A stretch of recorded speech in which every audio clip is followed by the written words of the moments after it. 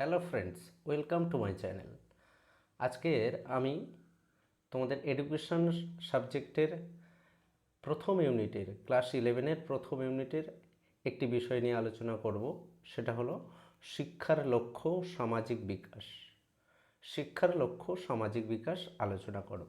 এর আগের দিন আমরা আলোচনা করেছি শিক্ষার লক্ষ্য হলো ব্যক্তিগত বিকাশ বা ব্যক্তির বিকাশ।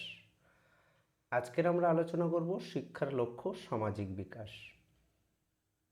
প্রথমে বলছে শিক্ষার লক্ষ্যের ক্ষেত্রে ব্যক্তিগত বিকাশ ছাড়াও আরও একটি চিন্তাধারা আমরা দেখতে পাই, তা হলো সামাজিক বিকাশ। তাহলে শিক্ষার লক্ষ্যে দুই ধরনের লক্ষ্য আছে, একটি হলো ব্যক্তিগত বিকাশ এবং আরেকটি হলো সামাজিক বিকাশ। একটিকে বলা হয় ব্যক্তিতান্ত্রিক বিকাশ এবং অপরটিকে বলা হয় সমাজতান্ত্রিক বিকাশ। তো আজকে এই সামাজিক বিকাশ নিয়ে আলোচনা করব। তারপর বলছে সমাজকে প্রাধান্য দিতে গিয়ে এই লক্ষ্যের উদ্ভব ঘটেছে। তাহলে সামাজিক বিকাশের ক্ষেত্রে সমাজকেই বেশি প্রাধান্য দেওয়া হয়। এর আগে আমরা দেখেছি ব্যক্তিতান্ত্রিক লক্ষ্যে ব্যক্তিকে বেশি প্রাধান্য দেওয়া হয়। এখানে আমরা দেখব যে সমাজকে বেশি প্রাধান্য দেওয়া হয়েছে। তারপর বলছে শিক্ষার এই লক্ষ্য ব্যক্তি অপেক্ষা সমাজকে অনেক বেশি প্রাধান্য দেয়। এই মতবাদে বিশ্বাসী চিন্তাবিদদের মতে আগে সমাজ পরে ব্যক্তি। তাহলে এই মতবাদে যারা বিশ্বাসী তারা কি বলছে না, আগে সমাজ পরে ব্যক্তি, অর্থাৎ সমাজই হলো প্রধান বিষয় তাদের কাছে। তারপর বলছে সমাজই যেহেতু ব্যক্তিকে নিরাপত্তা দেয়, সেহেতু সমাজ ছাড়া ব্যক্তির অস্তিত্ব কল্পনা করা যায় না।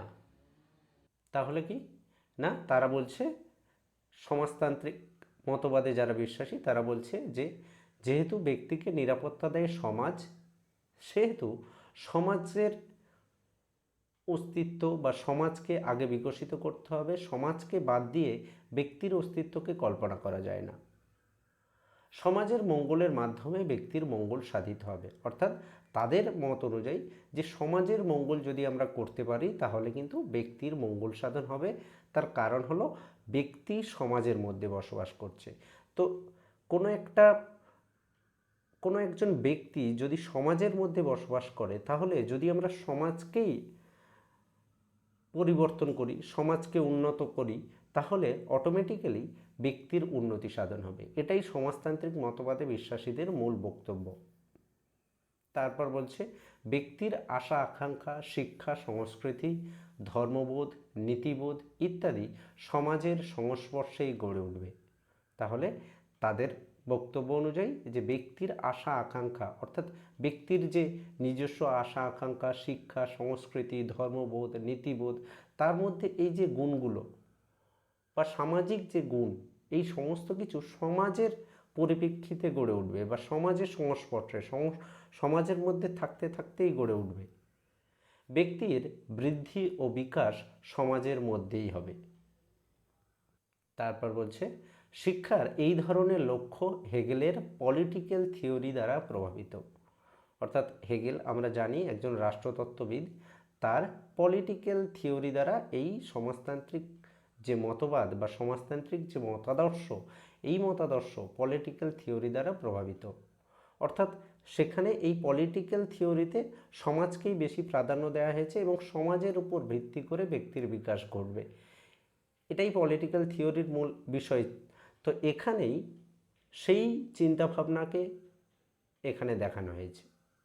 তারপর বলছে এই মতবাদের সমর্থকরা হলেন হবস হেগেল ডিউই স্পেন্সার প্রমুখ। তাহলে এই মতবাদে বিশ্বাসী কারা না, Hobbes Hegel Dewey Herbert Spencer ইত্যাদি। তারা এই লক্ষ্যের সমর্থনে যে যুক্তিগুলি উপস্থাপন করেছেন সেগুলি হলো, এইবারে আমরা দেখব যে এই যে সমাজতান্ত্রিক মতবাদ, এই মতবাদের পেছনে এই সমস্ত চিন্তাবিদ তারা কোন কোন যুক্তি তারা দিয়েছে। প্রথমে যে যুক্তি সেটা হলো ব্যক্তি জীবনের নিরাপত্তা। ব্রিটিশ দার্শনিক হবস মনে করেন মানুষ যেদিন সংঘ জীবনের উপর তার নিরাপত্তার ভার অর্পণ করলো, সেদিন থেকেই মানুষ সমাজের কাছে আত্মসমর্পণ করলো। তাহলে ব্রিটিশ দার্শনিক হবস কি বলছে, যে মানুষ যেদিন থেকে সমাজের উপরে তার নিরাপত্তার ভার অর্পণ করলো, সেদিন থেকেই মানুষ সমাজের কাছে নিজেকে আত্মসমর্পণ করলো। আর হেগেল বলছেন সমাজ হলো অতিব্যক্তিক সত্তা, যা ব্যক্তি জীবনের সমষ্টি নিয়েই গঠিত। অর্থাৎ এখানে দেখা যাচ্ছে দুজনেই সমাজকে বেশি গুরুত্ব দিয়েছে।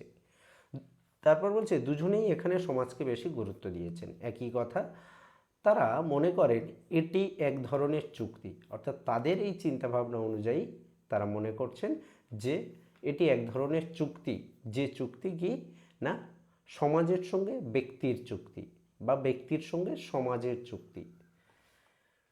এবার বলছে ব্যক্তি এটি লঙ্ঘন করতে পারে না, সেজন্যই ব্যক্তিকে সমাজের কল্যাণের জন্য নিজেকে উৎসর্গ করতে হবে। তো এখানে চুক্তিটা কি না ব্যক্তি সমাজের জন্য নিজেকে উৎসর্গ করবে এবং সমাজ তার দায়িত্ব যেহেতু নেবে, সেহেতু সমাজের কল্যাণ, সমাজ যেহেতু ব্যক্তির দায়িত্ব নিচ্ছে, সেহেতু সমাজের কল্যাণ সাধন করাই ব্যক্তির একমাত্র লক্ষ্য হবে এবং ব্যক্তি সমাজের কল্যাণের জন্য নিজেকে উৎসর্গ করবে, এই চিন্তাভাবনা অনুযায়ী। পরের পয়েন্ট বলছি রাষ্ট্রের কল্যাণ। রাষ্ট্র একটি কাল্পনিক সত্তা, কোনো ব্যক্তি নির্ভর সত্তা নয়। তাহলে রাষ্ট্র একটি কাল্পনিক সত্তা, কোনো ব্যক্তি নির্ভর সত্তা নয়। আমরা জানি রাষ্ট্র হচ্ছে একটা কল্পনা ভিত্তিক বিষয়। ব্যক্তির আশা আকাঙ্ক্ষা রাষ্ট্রের উপর নির্ভর করে। তাহলে ব্যক্তির যে আশা আকাঙ্ক্ষা চিন্তাভাবনা রাষ্ট্রের উপর নির্ভর করছে। তার কারণ কি, ব্যক্তি যে রাষ্ট্রে বসবাস করছে সেই রাষ্ট্রের উপর ভিত্তি করে সেই রাষ্ট্র যেহেতু ব্যক্তিকে নিরাপত্তা দান করছে এবং সেই রাষ্ট্রের যে সমাজ সংস্কৃতি, সেই রাষ্ট্রের যে সাংগঠনিক দিক, সেই সাংগঠনিক দিকের উপর ভিত্তি করে ব্যক্তির আশা আকাঙ্ক্ষা পূরণ নির্ভর করছে। ব্যক্তির উপর রাষ্ট্রের পূর্ণ ক্ষমতা ও অধিকার আছে। আমরা জানি যে প্রত্যেকটা রাষ্ট্রের ব্যক্তির উপরে ক্ষমতা আছে, অর্থাৎ একমাত্র রাষ্ট্রই ব্যক্তিকে নিয়ন্ত্রণ করতে পারে বা নিয়ন্ত্রণের জন্য ব্যবস্থা গ্রহণ করতে পারে। তো সেই জন্য বলছে ব্যক্তিকে এমনভাবে গড়ে তুলতে হবে যেন তার ফলে রাষ্ট্রের কল্যাণ সাধন হয়। অর্থাৎ ব্যক্তি যেহেতু রাষ্ট্রের দ্বারা পরিচালিত, সেহেতু ব্যক্তিকে এমনভাবে গড়ে তুলতে হবে যাতে সেই ব্যক্তি রাষ্ট্রের কল্যাণে নিজেকে নিয়োজিত করতে পারে বা ব্যক্তির কল্যাণের মাধ্যমে রাষ্ট্রের কল্যাণ সাধন হয়। এটাই হচ্ছে এই সমাজতান্ত্রিক মতবাদে বিশ্বাসীদের যুক্তি। তারপর বলছে শিক্ষা পরিকল্পনাকে এমনভাবে রচনা করতে হবে যাতে রাষ্ট্রের কল্যাণ সাধিত হয়। তাহলে এবং এটা করতে গেলে কি বলছে না শিক্ষা পরিকল্পনাকে এমনভাবে রচনা করতে হবে যাতে রাষ্ট্রের কল্যাণ সাধন হয়, অর্থাৎ রাষ্ট্রের কল্যাণকে লক্ষ্য রেখেই শিক্ষা পরিকল্পনাকে রচনা করতে হবে। রাষ্ট্রের মঙ্গল সাধনই ব্যক্তির একমাত্র কর্তব্য। তাহলে রাষ্ট্রের মঙ্গল সাধন করা, রাষ্ট্রের কল্যাণ সাধন করা, রাষ্ট্রকে নিয়ে চিন্তা করা, রাষ্ট্রের কথা ভাবা, রাষ্ট্রের উন্নতি করাই হবে ব্যক্তির একমাত্র কর্তব্য। তাই শিক্ষার লক্ষ্য হবে সমাজের তথা রাষ্ট্রের উন্নয়ন। পরের পয়েন্ট বলছে সামাজিক কর্মদক্ষতা। অধ্যাপক ব্যাগলির মতে সেটি হলো আদর্শ শিক্ষা যা ব্যক্তির সামাজিক কর্মদক্ষতাকে বৃদ্ধি করে। তাহলে অধ্যাপক ব্যাগলি কি বলছে না সেটি হবে আদর্শ শিক্ষা, অর্থাৎ সেটি হবে পরিপূর্ণ শিক্ষা যা কী করে না ব্যক্তির সামাজিক কর্মদক্ষতাকে বৃদ্ধি করে। তাই শিক্ষার লক্ষ্য হওয়া উচিত সমাজ কল্যাণ। তাহলে শিক্ষার লক্ষ্য কী হওয়া উচিত না সমাজের কল্যাণ। সমাজের কল্যাণ ব্যক্তির কল্যাণের ঊর্ধ্বে। তাহলে সমাজের কল্যাণ ব্যক্তির কল্যাণের ঊর্ধ্বে, অর্থাৎ সমাজের কল্যাণ হচ্ছে আগে। স্বার্থপরতা, আত্মকেন্দ্রিকতাকে বিসর্জন দিয়ে সমাজের প্রতি আনুগত্য প্রদর্শন করতে হবে। অর্থাৎ নিজের চিন্তাভাবনা না করে আগে সমাজের চিন্তাভাবনা করতে হবে, সমাজের মানুষের চিন্তাভাবনা করতে হবে। স্বার্থপরতা, আত্মকেন্দ্রিকতা এই বোধগুলোকে বিসর্জন দিয়ে সমাজের জন্য চিন্তা করতে হবে এবং সমাজের প্রতি আনুগত্য দেখাতে হবে। এটাই হবে শিক্ষার লক্ষ্য। এবং তার মাধ্যমে কি হবে না সামাজিক কর্মদক্ষতা বৃদ্ধি হবে। আর এই সামাজিক কর্মদক্ষতা কি করবে না সমাজকে বিকশিত করতে, সমাজকে উন্নয়ন করতে সাহায্য করবে। তারপর বলছে তাই শিক্ষা হবে সমাজের কল্যাণ সাধনের জন্য। পরের পয়েন্ট বলছে সমাজের উপর নির্ভরতা। হারবার্ট স্পেন্সার সমাজকে জীবদেহের সঙ্গে তুলনা করেছেন। তিনি মনে করেন দেহ ছাড়া কোষের যেমন মূল্য নেই, তেমনি সমাজ ছাড়া ব্যক্তিরও তেমন কোনো মূল্য নেই। সমাজের মধ্যে বসবাস করতে গিয়েই ব্যক্তির সমস্ত গুণ অর্জন করে। তাই শিক্ষার অন্যতম কাজ হবে সমাজের কল্যাণ সাধন। তাহলে হারবার্ট স্পেন্সার কি বলছে? হারবার্ট স্পেন্সার সমাজকে একটা জীবদেহের সঙ্গে তুলনা করছে। জীবদেহের মধ্যে যেমন কোষ আছে, তো সেই কোষ যেমন জীব দেহ ছাড়া কোষের কোনো অস্তিত্ব থাকে না, তেমনই যেহেতু তিনি জীবদেহ সমাজের সঙ্গে তুলনা করছেন, সেহেতু সমাজ ছাড়া ব্যক্তির অস্তিত্ব কল্পনা করা যায় না। এটি হারবার্ট স্পেন্সারের মতে। তো এখানে তিনি বলছেন যে এই যে ব্যক্তি সে সমাজের মধ্যে বসবাস করতে গিয়েই তার সমাজের উপর নির্ভর করেই তার নিজস্ব গুণগুলোর বিকাশ ঘটে, বা সমাজের মধ্যে বসবাস করতে গিয়েই তার সামাজিক যে গুণগুলো অর্জন করে, সেই গুণগুলো তাকে বিকশিত হতে সাহায্য করে। এই গুণগুলো সমাজের উপর নির্ভর করেই বিকশিত হয়। তাই শিক্ষার কাজ হবে কি না ব্যক্তির এই ধরনের গুণগুলোকে বিকশিত করা এবং তার মাধ্যমে সমাজের কল্যাণ সাধন করা। পরের পয়েন্ট কি বলছে? সামগ্রিক চেতনা। ডিউই এর মতে শিক্ষার কাজ হলো শিশুর সামাজিক কার্যকারিতার জন্য যোগ্যতা অর্জন করা। এই যোগ্যতাই তাকে সমাজের জীবন ধারণের জন্য উপযোগী করে তুলবে এবং সেই উত্তম নাগরিকে পরিণত হবে। তাহলে ডিউই কি বলছে? যে শিক্ষার কাজ হলো শিশুর সামাজিক যে কার্যকারিতা, সেই কার্যকারিতা অর্জনের জন্য, সেই কার্যকারিতা সামাজিক যে কাজকর্ম, সেই কাজকর্ম যাতে শিশু সঠিকভাবে করতে পারে তার জন্য যোগ্যতা অর্জন করা। এবং এই যোগ্যতা কি হবে না শিশুকে সমাজের মধ্যে থেকেই তার এই যোগ্যতা অর্জিত হবে এবং সে সমাজের উপযোগী হয়ে গড়ে উঠবে এবং এর মাধ্যমে সেই শিশু উত্তম নাগরিকে পরিণত হবে, একজন আদর্শ নাগরিকে পরিণত হবে। সামাজিক চেতনার মধ্যে সরাসরি অংশগ্রহণের মধ্যে দিয়েই ব্যক্তির প্রকৃত শিক্ষা লাভ হয়। ডিউই কি বলছে? যে সামাজিক যে চেতনা তার মধ্যে দিয়েই ব্যক্তির প্রকৃত শিক্ষা লাভ হয়। কি না সমাজের মধ্যে ইন্টারাকশন করতে গিয়ে, সমাজের সঙ্গে ইন্টারাকশন করতে গিয়ে ব্যক্তির প্রকৃত শিক্ষা লাভ হয়, এমনকি তার ব্যক্তিত্ব সুগঠিত হয়। তাই শিক্ষার লক্ষ্য হবে সামাজিক চেতনা বৃদ্ধি। আর এই সামাজিক চেতনা বৃদ্ধি করতে গেলে কি হবে না সমাজকে ডেভেলপ করতে হবে, সমাজের উন্নতি সাধন করতে হবে এবং সমাজের উন্নতি সাধন করলে একটি শিশুর সামগ্রিক যে চেতনা, সামাজিক যে চেতনা, সেই চেতনা বৃদ্ধি পাবে এবং সে সমাজের উপযোগী একজন আদর্শ নাগরিকে পরিণত হবে। পরের পয়েন্ট বলছে সামাজিক গুণাবলীর বিকাশ। মানুষ সমাজেরই একজন জীব, সে সমাজের সংস্পর্শেই বেড়ে ওঠে। সামাজিক ক্রিয়া প্রক্রিয়ার মধ্যে দিয়েই তার গুণাবলীর বিকাশ ঘটে। তাই সমাজের উন্নয়ন হলেই ব্যক্তির বিকাশ ঘটবে এবং সেজন্যই শিক্ষার লক্ষ্য হওয়া উচিত সামাজিক বিকাশ। কি না সামাজিক গুণাবলীর বিকাশ কি বলছে? যে মানুষ সমাজেরই জীব, অর্থাৎ মানুষ সমাজের মধ্যে থাকা একটা জীব, যার কি না সমাজের সংস্পর্শেই সেই জীবের বেড়ে ওঠা বা মানুষ বেড়ে ওঠে। সামাজিক ক্রিয়া প্রক্রিয়া অর্থাৎ সমাজের সঙ্গে মিথস্ক্রিয়া করতে গিয়ে ব্যক্তির বা গুণাবলীর বিকাশ ঘটে এবং এই গুণাবলী ব্যক্তিকে একজন আদর্শ ব্যক্তিতে পরিণত করে। তাই শিক্ষার লক্ষ্য হবে সমাজের উন্নতি সাধন। যেহেতু ব্যক্তি বা একটি শিক্ষার্থী সমাজের মধ্যে বসবাস করছে এবং সমাজের মধ্যে ইন্টারাকশন করতে গিয়ে, সমাজের সঙ্গে ইন্টারাকশন করতে গিয়ে তার সামাজিক গুণাবলীর বিকাশ ঘটছে, সেহেতু সমাজের উন্নতি ঘটালেই ব্যক্তির নিজস্ব উন্নতি ঘটবে। তাই শিক্ষার লক্ষ্য হবে সামাজিক বিকাশ বা সামাজিক উন্নয়ন। পরের পয়েন্ট বলছে ব্যক্তিগত গুণাবলীর বিকাশ।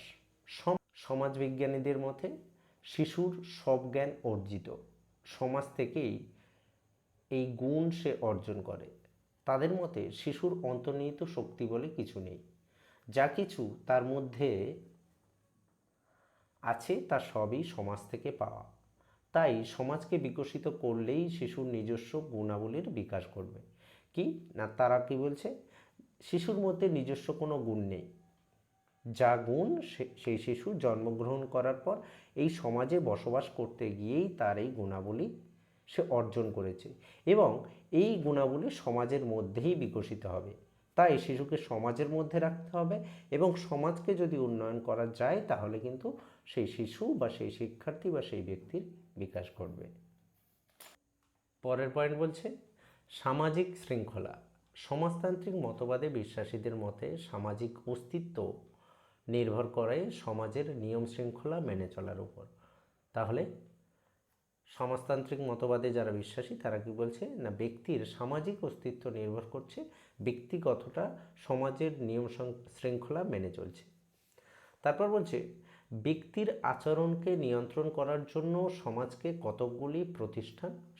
কতকগুলি প্রতিষ্ঠান গড়ে উঠেছে। আমরা জানি ব্যক্তির আচরণ নিয়ন্ত্রণ করার জন্য, অর্থাৎ প্রত্যেকটা নাগরিক, ব্যক্তি বলতে এখানে নাগরিক, প্রত্যেকটা নাগরিকের আচরণ নিয়ন্ত্রণ করার জন্য বিভিন্ন ধরনের প্রতিষ্ঠান বা সংস্থা গড়ে উঠেছে, যা ব্যক্তিকে সচেতন করে। এই সামাজিক প্রতিষ্ঠানগুলি ব্যক্তিকে শৃঙ্খলিত থাকতে সাহায্য করে। কি যেমন হচ্ছে কি আমাদের যে শৃঙ্খলা রক্ষার ক্ষেত্রে বিভিন্ন সংগঠন, যেমন হচ্ছে আমরা যদি বলি পুলিশ প্রশাসন, এই পুলিশ প্রশাসন কি করে থাকে না, সামাজিক যে শৃঙ্খলা রক্ষা করতে আমাদেরকে সাহায্য করে বা আমাদেরকে শৃঙ্খলা রক্ষা করতে নির্দেশ দিয়ে থাকে। তো এই যে নির্দেশ আমরা পাই থেকে না, সমাজের দ্বারা গঠিত একটা সংগঠনের থেকে। এইরকমভাবে প্রতিটা সমাজে বেশ কিছু সংগঠন বা বেশ কিছু সংস্থা বা বেশ কিছু প্রতিষ্ঠান আছে যেগুলো কি করে থাকে না, ব্যক্তিকে সামাজিক যে শৃঙ্খলা রক্ষা করতে সাহায্য করে বা সেই শৃঙ্খলাকে ঠিকঠাক রাখতে তাকে প্রভাবিত করে। তো সেই জন্য এই যে শৃঙ্খলা রক্ষার ক্ষেত্রে এই শৃঙ্খলা রক্ষার যে বোধ, সেই বোধ ব্যক্তির কোথা থেকে তৈরি হচ্ছে না, সমাজ থেকেই তৈরি হচ্ছে। তাই শিক্ষার লক্ষ্য হওয়া উচিত সমাজের উন্নতি সাধন। তার কারণ সেই সমাজ কি করছে, ব্যক্তিকে শৃঙ্খলা রক্ষা করতে সাহায্য করছে, এই বোধ তার মধ্যে তৈরি করছে। তাই সমাজকে কেন্দ্র করেই ব্যক্তির বিকাশ ঘটে। লাস্ট পয়েন্ট কি বলছে, ব্যক্তিসত্তার সংগঠন। ব্যক্তি কতকগুলি সম্ভাবনা নিয়ে জন্মায়। এই সম্ভাবনাগুলি বিকশিত হয় সমাজে বসবাস করতে গিয়ে।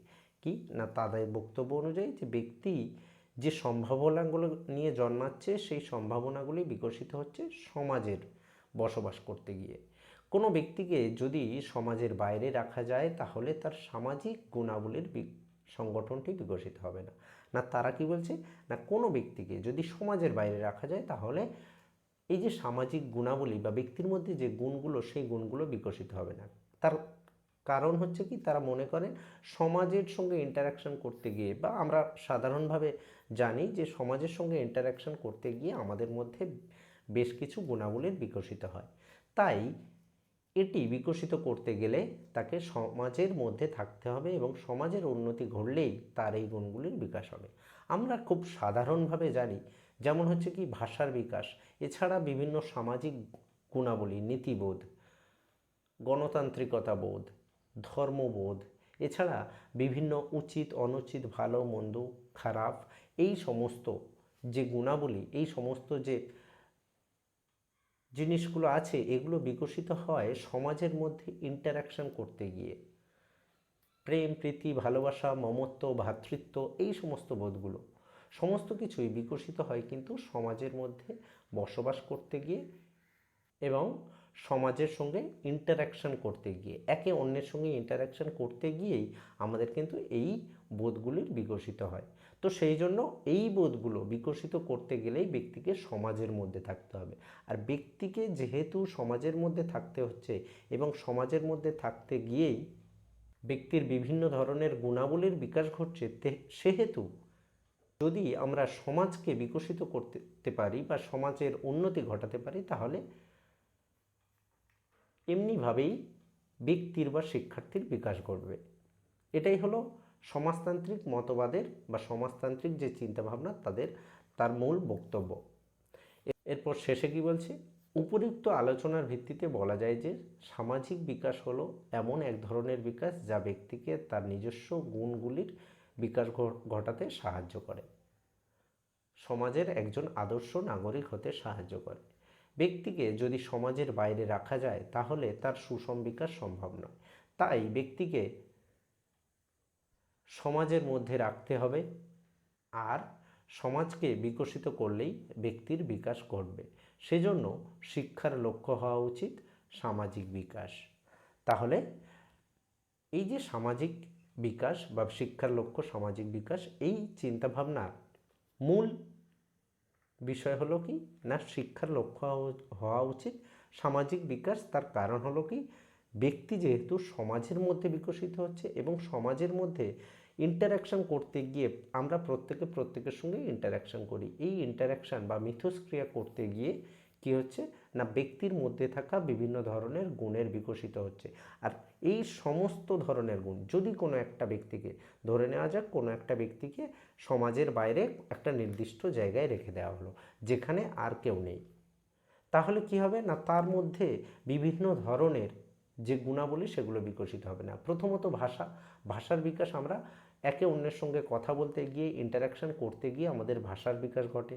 আমাদের প্রেম, প্রীতি, ভালোবাসা, এই যে বোধগুলো, সাহায্য করা, একে অন্যের প্রতি যে সহানুভূতি, এই সমস্ত বিভিন্ন ধরনের বোধগুলো কিন্তু আমাদের সমাজের মধ্যে গড়ে ওঠে এবং সমাজের সঙ্গে ইন্টারাকশন করতে গিয়ে পারস্পরিক একটা সম্পর্ক তৈরি হয় এবং তার ভিত্তিতে এই বোধগুলো গড়ে ওঠে। যদি কোনো ব্যক্তিকে আলাদা করে কোথাও রাখা হয় সমাজের বাইরে, তাহলে কিন্তু এই বোধগুলো বিকশিত হবে না। আর একটা ব্যক্তির সুষম বিকাশ ঘটাতে গেলে সেই ব্যক্তির সমস্ত দিকের বিকশিত হতে হবে। যেমন হচ্ছে তার দৈহিক দিকের বিকাশ, তার মানসিক দিক, তার সামাজিক, নৈতিক, আধ্যাত্মিক সমস্ত দিকের বিকাশ। তো নৈতিক দিক এবং সামাজিক দিকের বিকাশ তখনই ঘটবে যখন সেই ব্যক্তিকে আমরা সমাজের মধ্যে রাখব বা সেই ব্যক্তি যখন সমাজের মধ্যে থাকবে। তাই সমাজতান্ত্রিক মতবাদে যারা বিশ্বাসী তারা বলছে যে শিক্ষার লক্ষ্য হওয়া উচিত সমাজের বিকাশ বা সামাজিক বিকাশ। তার কারণ ব্যক্তি সমাজের মধ্যে বসবাস করছে। সমাজকে যদি আমরা বিকশিত করতে পারি, সমাজকে যদি আমরা উন্নত করতে পারি, তাহলে সাধারণভাবেই ব্যক্তির উন্নতি সাধন ঘটবে। এটাই হলো সমাজতান্ত্রিক মতবাদে বিশ্বাসীদের মূল বক্তব্য। তো আজ এ পর্যন্তই, দেখা হবে অন্য কোনো ভিডিওতে। ধন্যবাদ।